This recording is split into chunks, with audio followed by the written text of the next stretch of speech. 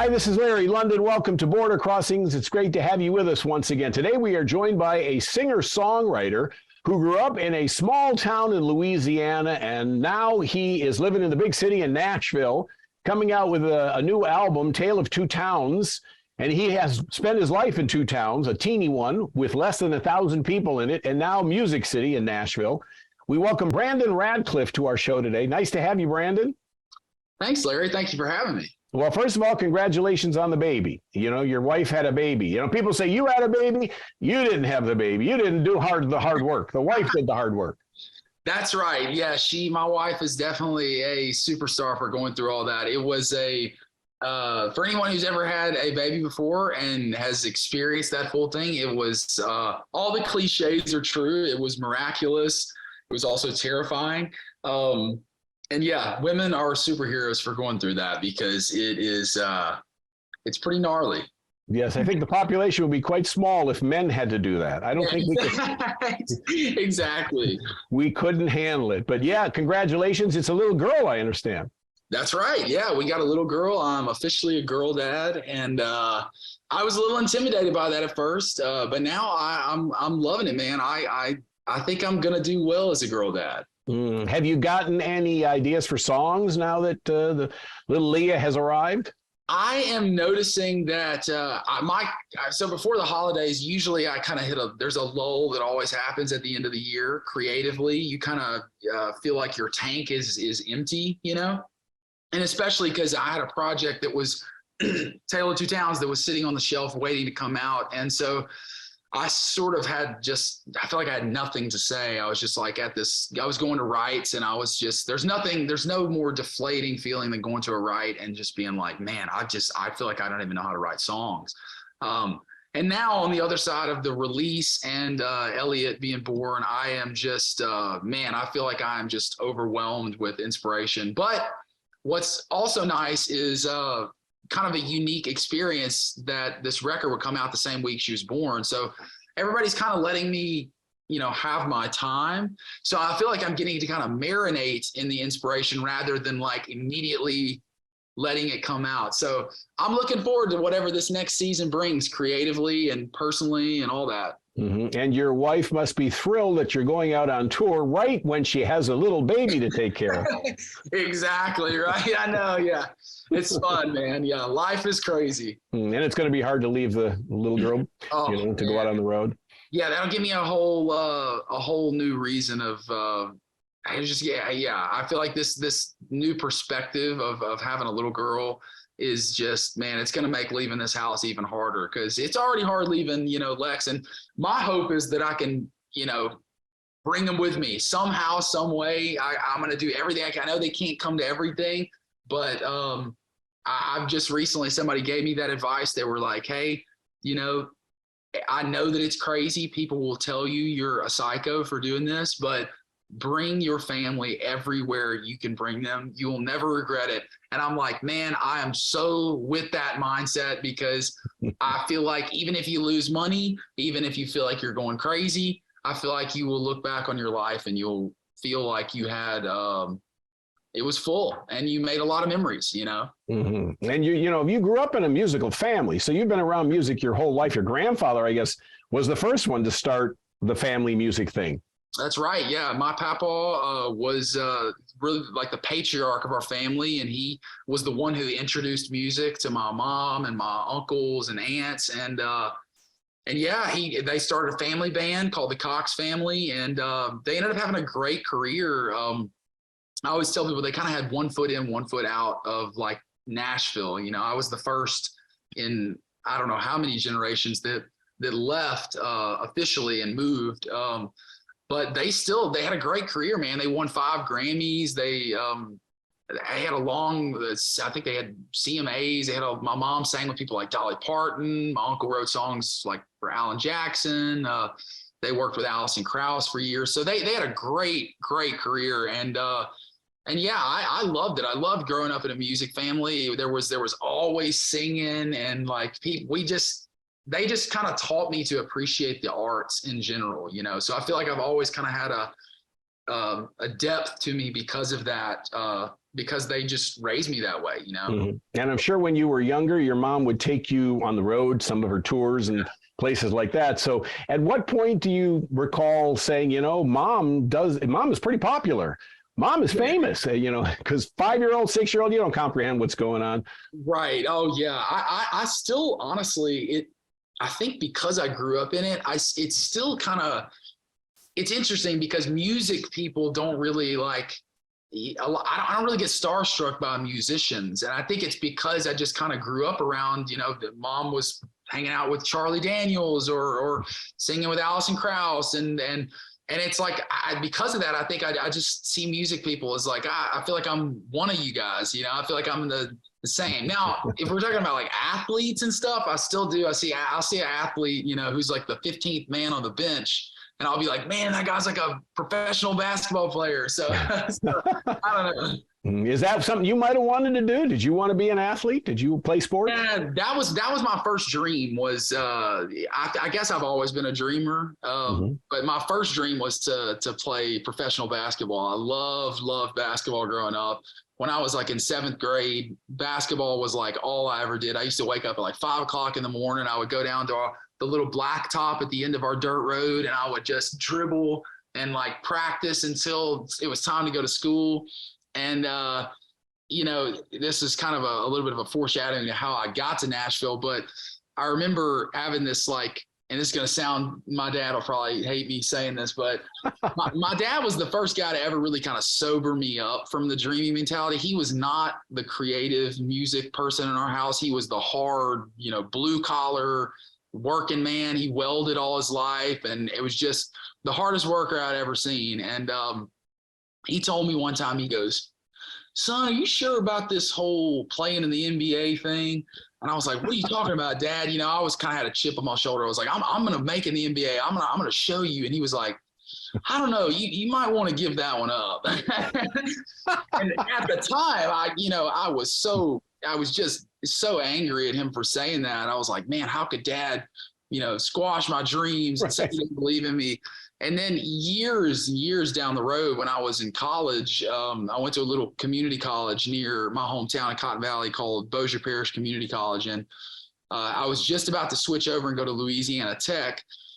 And my dad sat me down one day and he goes, boy, I don't know if college is the right road for you. I think you ought to drop out and move to Nashville. And I was like, what? He was like, I just think you're made to play music. I think that's what your passion is. I think that's what your purpose is. And I was like, anybody else in my family, my mom and the music people could have probably said that to me. And I don't know if it would have resonated the same as it did coming from him, because he just was not the kind of guy to BS you, And so when he actually did say that, I was like, man, maybe Dad's right. Maybe I should. And that kind of gave me the confidence to spread my wings and move out of my little town. And been here in Nashville ever since. All right, we're talking to Brandon Ratcliff, who's our guest. Tale of Two Towns, Volume 1 is the name of the latest album. And you're going to do a song for us right now? Yes, sir. I'm going to do one for you, Larry. What are you going to do? I guess I'll start us off with how this whole record started. I guess I'll start us off with Tale of Two Towns. Tale of Two Towns. Here's Brandon Ratcliff. You're listening to Border Crossings.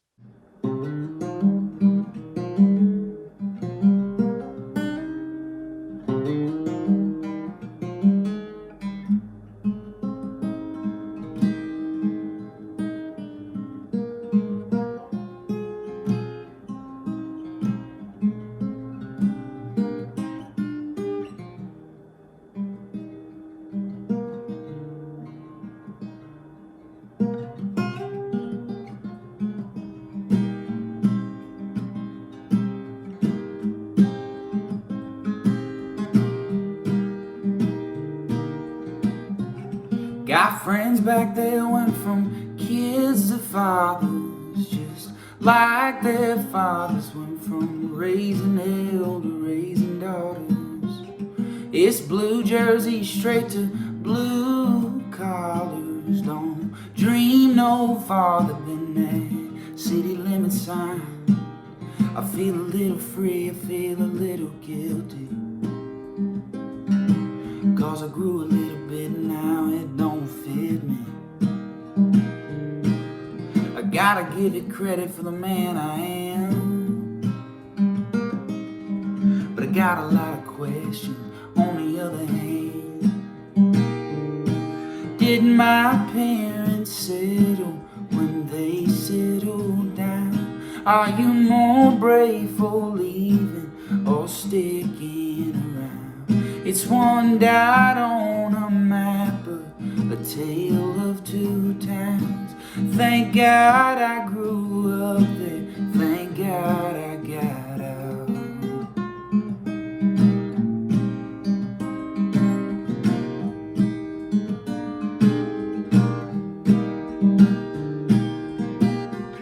Sometimes I wonder who I'd have married.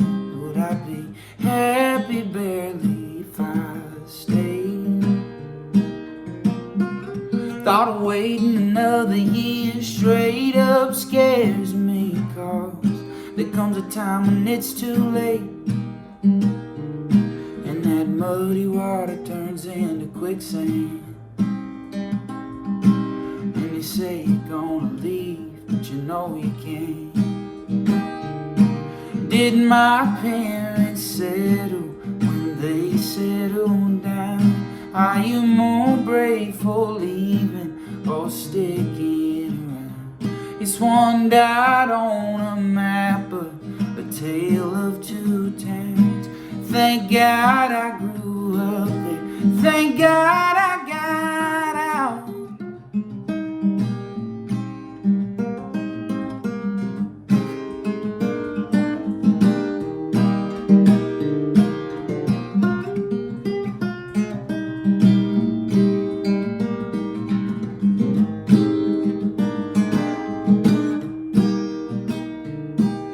It's all in the way that you look at those memories. If that water tower's half full or half empty. Did my parents settle when they settled down? Are you more brave for leaving or sticking around? It's one dot on a map, but a tale of two towns. Thank God I grew up there, thank God I got out. Thank God I grew up there, thank God I got out. Thank God I grew up there, thank God I got out.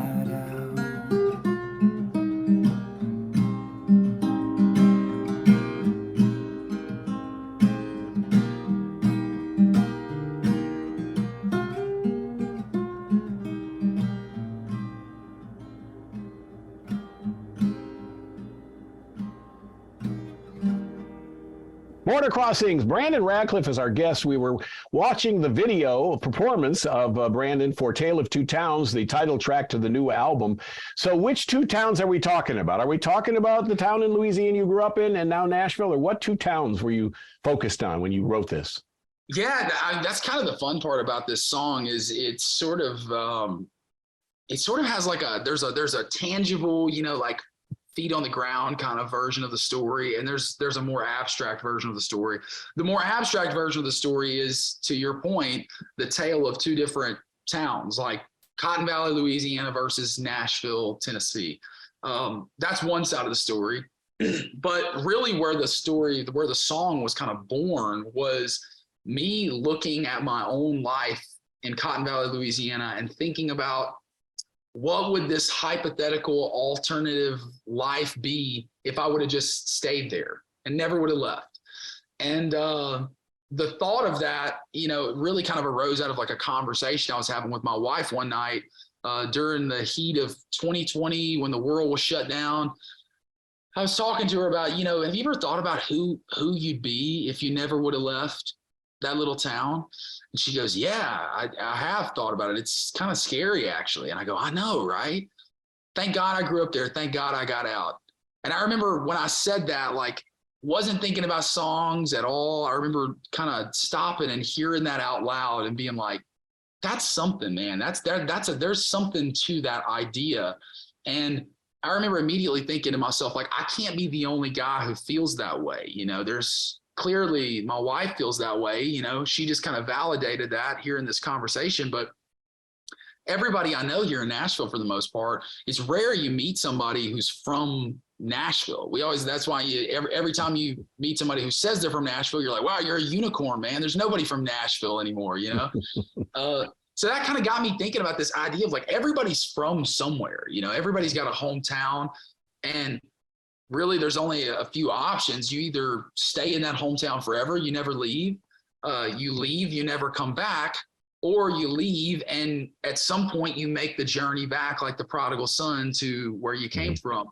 And I'm sort of at the beginning of that journey. I'm really, even though I've been out of that town for almost a decade now, really in the grand scheme of life, I'm sort of at just the beginning. I'm at the very first, you know, step out of that season. And so I really wrote that song ended up branching off into a whole conversation that ended up becoming this whole record. And really all this record is doing is kind of asking those questions of like, you know, who would I be if I would have stayed? And honestly, am I making the right decision by doing what I'm doing?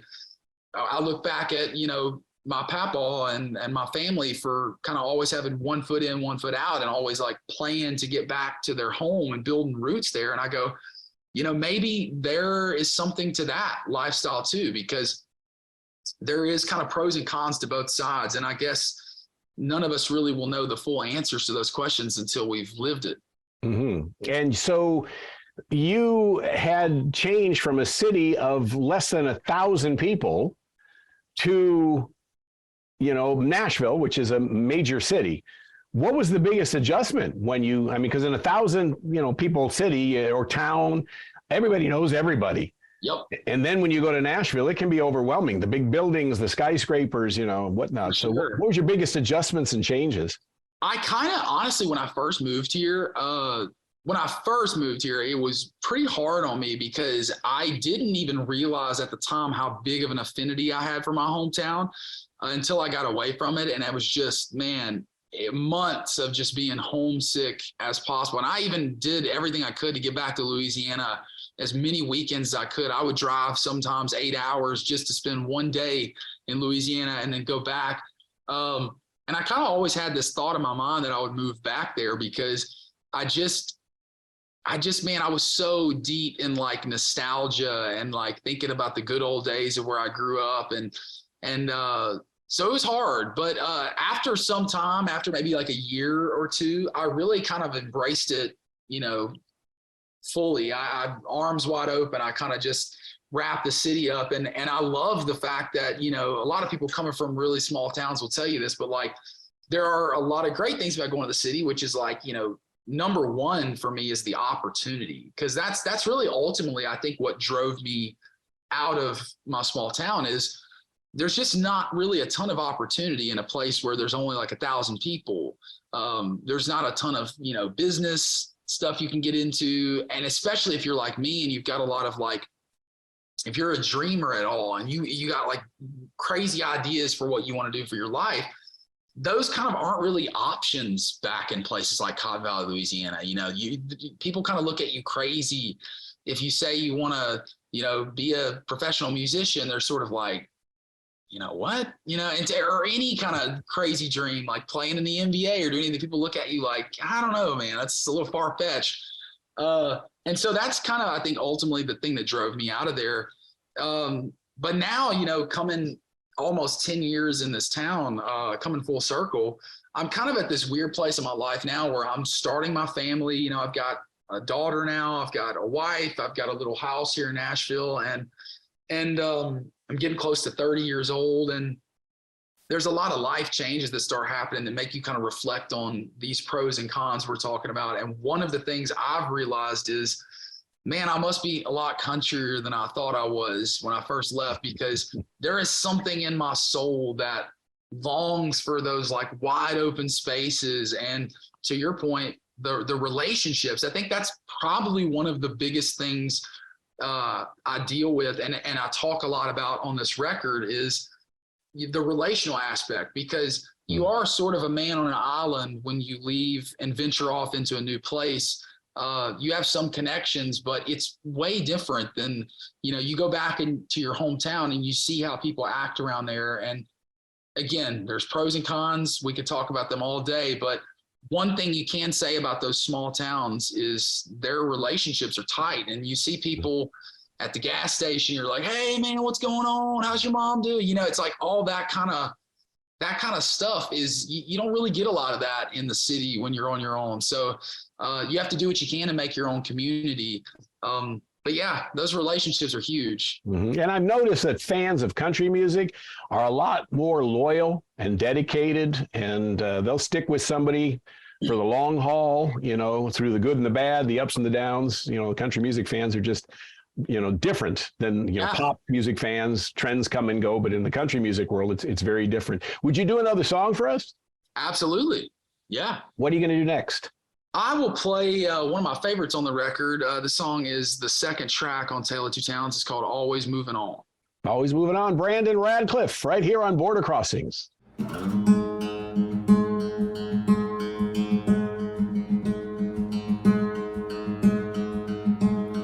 Fall in love just to say you fell.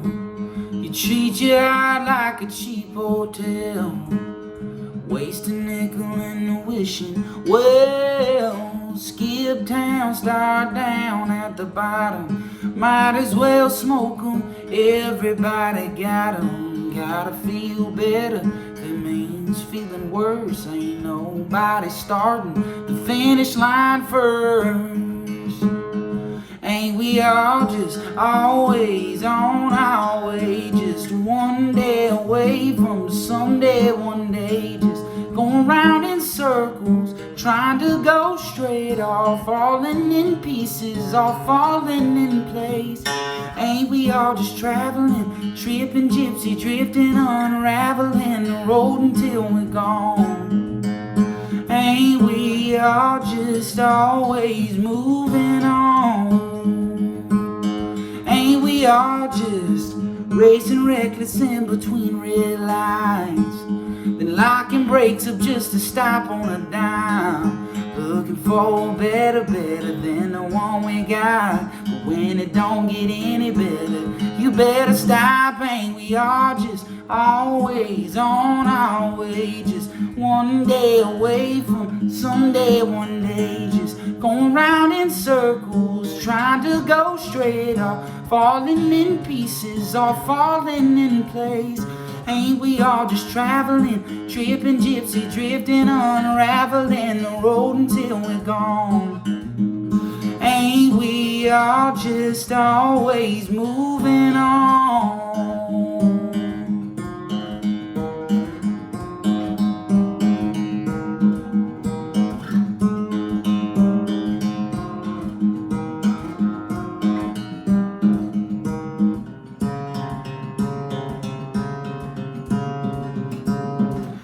We are just always on our way, just one day away from someday, one day. Just going round in circles, trying to go straight, or falling in pieces, or falling in place.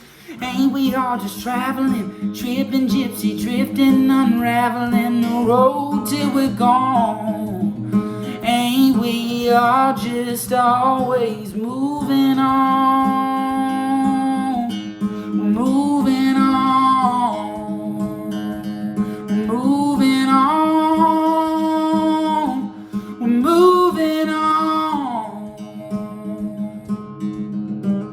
Border Crossings, Brandon Ratcliff is our guest, and that is off of his newest album, Tale of Two Towns, Volume 1. You will make a Volume 2, I read. That's correct. Yes. Yeah, we used really the digital landscape in a really creative way. I don't know that, to my knowledge, I don't think anybody's ever done this, which is why I was so thrilled that we had this idea. But we kind of just filled the back half of the volume, or the double volume record, with instrumental tracks that are sort of like, almost like preludes to a lot of the foundational elements of the first half of the record. So like guitar, I write a lot from a guitar. Mm-hmm. So a lot of the parts you hear on that back half are really like the bones of how I built what you hear on the first half. And so we just kind of put those in there really as place fillers to spell out the sentence that is, I'm not finished with this volume yet. I will finish it with you next year and hope to build a family business. Yeah, it's kind of funny and creative in that way, but it is hilarious. I've had people ask me, they'll see a song called Next Year or With You, and they'll be like, man, what is this instrumental stuff you're doing on the back? And I'm like, did you read the sentence? And they're like, oh man, I get it now. And I'm like, So the songwriting process for you, when you're putting together the songs, is it the music or the lyrics first? a lot of times for me, it is especially after this project, because for the longest time in Nashville, I have a huge folder here on my phone that's called titles and ideas. Let me see if I find it. It's just nothing but, titles Wow. and ideas, right? I love it. And so all you do is you kind of write down concepts. A lot of times it's just a title, and you try to figure out the angle of the title. So that was, for the longest time, that's how I wrote songs. And then once, COVID kind of got here and I was forced into this like unique silence in my life, I've always gravitated towards guitar playing, acoustic guitar specifically. I was inspired by guys like John Mayer and Lindsey Buckingham for Fleetwood Mac, and like Jim Croce and Glenn Campbell and stuff. And so I kind of like let myself, I was like, I always have these weird, interesting, creative guitar parts, but I never really like allow myself to like write these or bring them up in rooms and stuff. And so I just started like letting myself write a few of them. And then it started changing the process for me, where I sort of wanted to talk about a concept in my own head and then see how the music that I was playing made me feel, and then try to somehow pair what this idea is with what this music feels like in sort of this like onomatopoetic way or whatever. Mm-hmm. So that's really how it starts for me now, is I usually get over here on the guitar and I just kind of like, if I know I've got something special, it's when it like haunts me. Like I'll play a little riff and I'll be like, man, that guitar part is like sticking with me, and it marinates in my mind. And then I start to think about something based off of how that's making me feel and kind of marry the idea together. However, every once in a while you do have sort of like an idea, like something kind of falls out where you go, I just said that out loud, and it's like, that's interesting. I think that's a good idea. Like this is me giving away one of my new ideas, but my wife always says, like, or one of us, when we leave the house, one of us always goes like, be careful, have fun, and I wrote that down the other day because I was like, that's an interesting idea for a song. So like every once in a while you'll hear like, some little word or something somebody says and you go, I'm going to book that away because that's kind of, there's something to that. So It comes in both ways, but for me, typically it's music first. And how much of your mom's music influences your music? I know that her lane has been bluegrass. Yep. How about for you? How about for Brandon Ratcliff? Yeah, I would say my mom, the main way she influenced me was, my mom was the songbird of the family. She was the singer. I mean, her voice was just, and still is, stellar. I mean, I got her to sing on this record too. So she's singing harmony she's the one singing harmony on Tale of Two Towns. She's also singing harmony on Grow Apart. I want to say like one or two other ones, but yeah, she's a fantastic singer. And so I would say vocally, I get a lot of my like soul and like, the way that I sing a song, I get it kind of from her.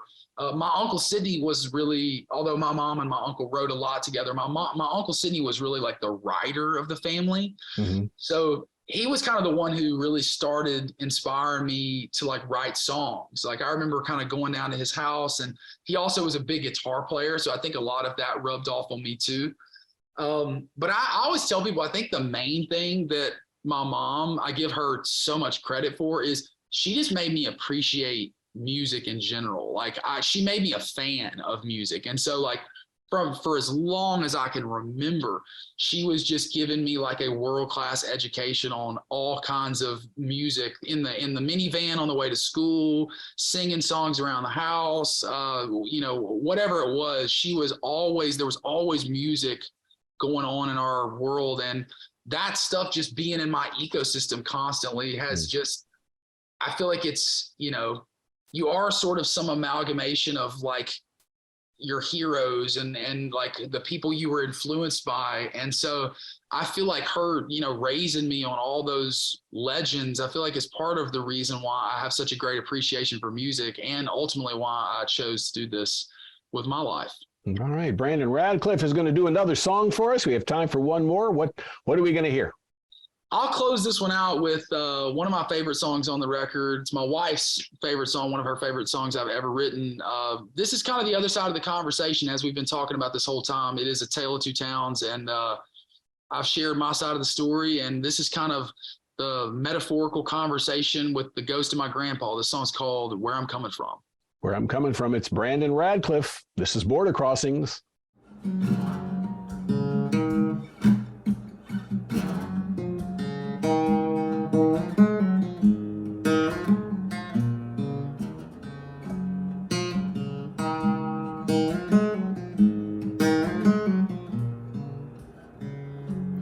Looking, Mr. Born, think this town ain't big enough for you. I know I'm just your grandpa, but don't forget I was your age once too. To know the good you got, sometimes you gotta go. You think you hate it here, but trust me, boy, you don't. Might take you a couple more trips around the sun, but one day you'll find out there's a lot more to a simple life than you thought it was. Sometimes it takes a town to raise you, to make you what you're made of. When it's time to settle down, plant roots, and when you do, you'll know where I'm coming from. You'll come back around.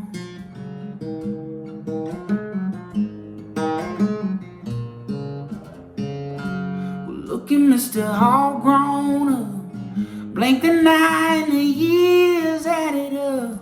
I'm seeing more me and you, paving your own road, runs in your blood. I never tell you not to do the things you love, but what you're chasing now won't always be enough. Oh, and might take you a couple more trips around the sun, but one day you'll find out there's a lot more to a simple life than you thought it was.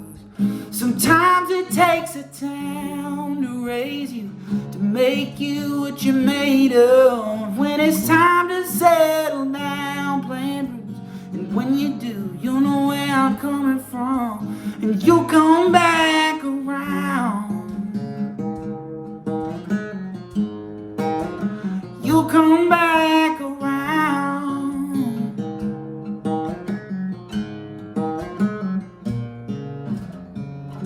Well, look at Mr. Born, missing you, wishing he could call you up just to hear you tell me that you told me so.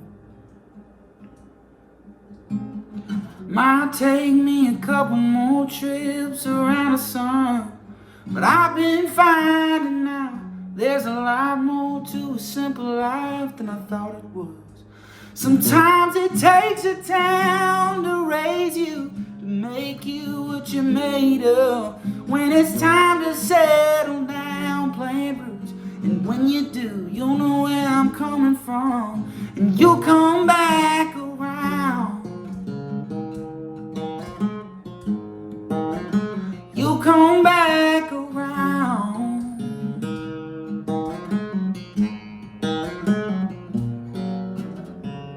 Plant roots, and when you do, you'll know where I'm coming from. That's Brandon Ratcliff, Where I'm Coming From. It's off of his new album, Tale of Two Towns. And Brandon's at home right now. Is your wife in the room with you? You keep looking off to the side. She was, but the baby started crying just. Oh, okay. Well, maybe we can get the baby on camera. I know, yeah, she was trying to steal daddy's thunder again, you know. Yeah, tell her to bring the baby on camera, so the worldwide, we'll introduce the world. She literally just ran right upstairs after you said that. My wife is so camera shy. She's like, no. I can't do it. So what's the plan for 2023 here? Now that we got the new year, the new album's out, what's happening with Brandon Ratcliff for the next 12 months? Yeah. I'm sure I'll probably be on the road a bunch this year, which I'm very excited for because the last time I was really on the road heavy was like 2019. So it's been a while. But for right now, I'm going to soak up as much time as I can here with the family.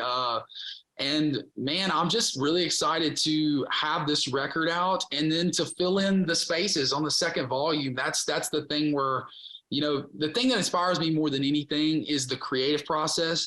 So being able to like have something else to say, and there's so much more left to say on the second volume. That is really what is taking up most of the real estate in my mind right now. So I'm going to be working in the studio, writing these songs. And then, hopefully everybody can see me out sometime this year because I cannot wait to get back on the road and play some of these songs for y'all live. Has it always been country music for you? It has for the most part. Yeah, I always tell people I kind of lean towards heavily, and you hear some of this on the record. I think this probably will always shove my music, but I always lean towards anything with a groove because growing up, I was a massive, and I still am, I'm a huge fan of soul, R&B, anything with, like I said, like a groove or like guys like Stevie Wonder, Marvin Gaye, stuff like that. And even on the rock side, like Fleetwood Mac and things like that, James Taylor, I love that kind of world. And so that stuff really comes out in me a lot, especially when I kind of let myself go. And like we were talking about earlier with the music, when I let the music lead me, I tend to go those places because there's just something in me when I'm not thinking about lyrics or anything like that. I want something that makes me feel good. It makes me kind of head bob a little bit. So there's always going to be tinges of that. Who would be the top 3 on your list to collaborate with? Oh, man. Number 1 would have to be John Mayer. John Mayer is just a hero of mine. He's the guy who, honestly, there was a lot of people that led me down the road of writing songs, like my Uncle Sidney and some of these other people I've met throughout the years. But John Mayer was kind of the guy who pushed me off the ledge. I remember hearing songs like In Your Atmosphere live in LA and just being like, man, I want to write songs. So he would probably be up there for me as right at the top. Another person would be probably Chris Stapleton. I would love to do something with Chris Stapleton. I'm hoping I can kind of speak that into existence because my mom also kind of, I think, knows the Stapletons a bit. I think she knows Morgan and Chris. I'm just such a fan of his voice and his style. And I just think he would be a dream collaboration. And then third would have to be something like, going back to the soul conversation, I feel like it's kind of almost like a tie between Foy Vance or Leon Bridges. I feel like Leon Bridges would be really fun. Awesome. That's great. That sounds exciting. And I'm excited about Volume 1 and Volume 2, Tales of Two Towns. It's Brandon Ratcliff as our guest. Where can people find you on social media? Where do people go to get your tour schedule and all the information about Brandon Ratcliff? So you just look me up, Brandon Ratcliff. It's my name. I don't think there's any crazy numbers or spellings or anything. But yeah, I'm on any platform you can find me pretty much. I'm there. And like I said, I don't know any dates yet because it's still early on. We just dropped the record a couple weeks ago, but man, I'm hoping that stuff will be updated really soon. And looking forward to seeing you guys in person and hearing y'all sing these songs back. Yeah, I'd love to, to have you here in DC when your tour goes through DC, have you in the studios. And before you go, because we are being seen in 100 countries by millions of people, including the troops, I wanted to give you a chance to send a shout out to the troops.